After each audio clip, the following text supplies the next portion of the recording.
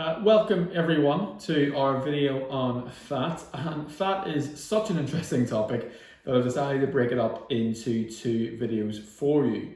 But today we're going to focus on saturated fat, or the fat that isn't so good for your health. So the last of our three macronutrients, fat does get a bad press, but it is pretty important. For example, we need fat for the absorption of vitamin A, D and E, and without fat, we simply wouldn't be able to absorb this into the body. Fat also has an energy role and is a longer term energy source and used for insulating the body.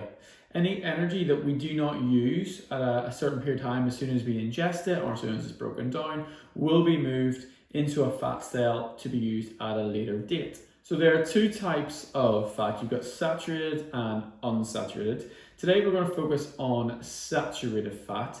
Now, saturated fat will be found in many foods, both sweet and savoury. Both foods will contain a proportion of saturated and unsaturated, but different proportions. So a couple examples of saturated fat that we'll use in everyday life. We have butter and cheese, to many people's dismay. We've got certain types of red meat. So we have got a pork shoulder, tends to be quite fatty, similar to red meat as well, and potentially lamb. So that hard rind that you see around the edge, that is your saturated fat. Other foods such as sausages, bacon, burgers, they're all high in saturated fats. On the sweet side, we've got cakes, we've got biscuits here, will be high in saturated fats, crisps, popcorns, etc. So all the things that are really tasty and we enjoy having, we need to just limit and be aware of when we're eating them and be aware of our intake. Saturated fat is associated with something called an LDL. LDL is known as a bad cholesterol. And basically what this is a low density lipoprotein.